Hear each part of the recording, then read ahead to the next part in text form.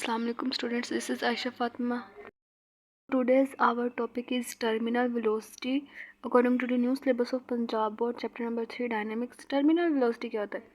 Terminal velocity वो होती है कि जब हवा की एयर रेजिस्टेंस होती है जो अपवर्ड फोर्स होती है और डाउनवर्ड फोर्स जो कि फोर्स ऑफ ग्रेविटी है उसको बैलेंस करती है।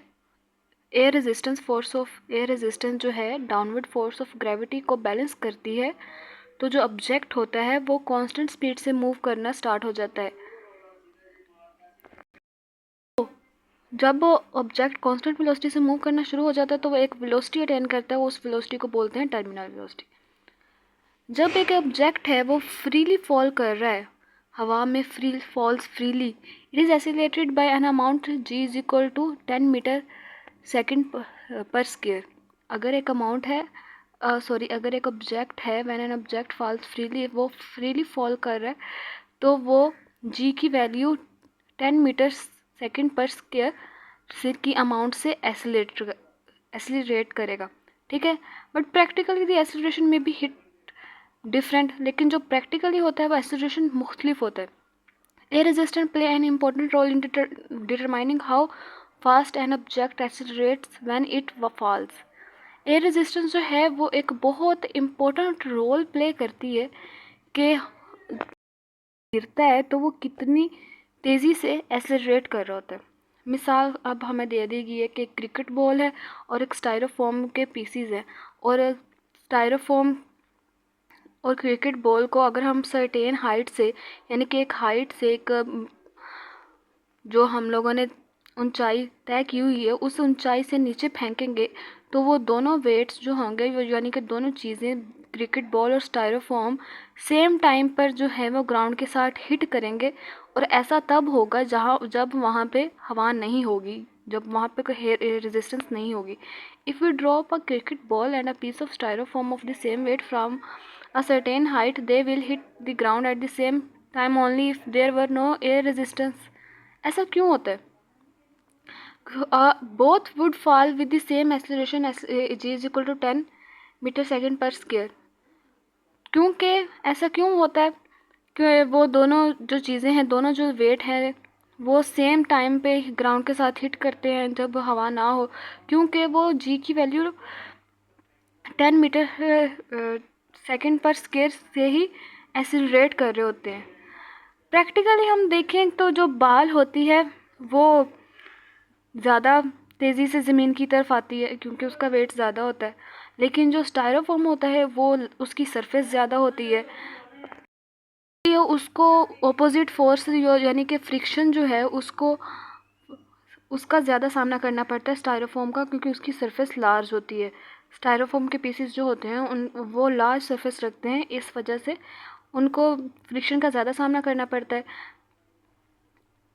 तो वो ज़मीन की तरफ स्लोली मूव करते हैं, जबकि बाल जो है वो तेज़ी से ज़मीन की तरफ मूव करती है। Practically the ball in air would drop faster, the styrofoam have larger surface would face greater opposing force of the air and thus moves slowly.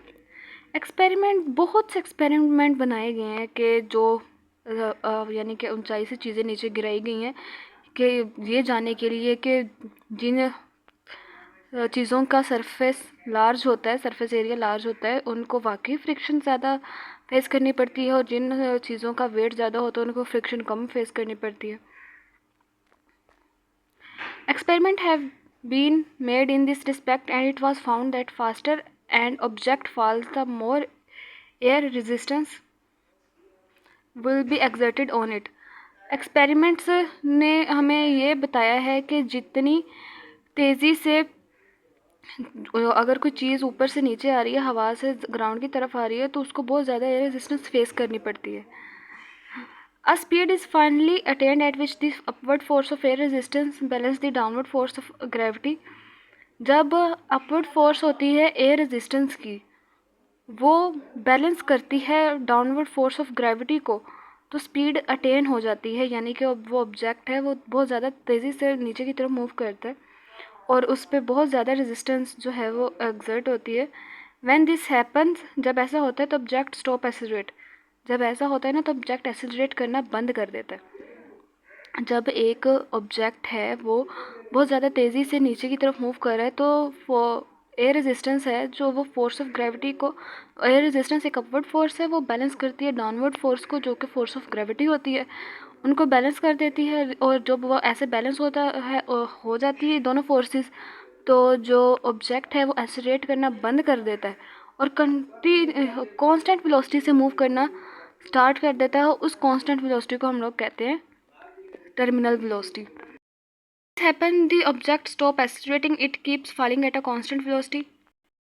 Constant velocity achieved by an object is called its terminal velocity. Even a heavy object like a meteoroid, यानी कि अगर पत्थर है, does not gain an infinite velocity as it fall to the earth.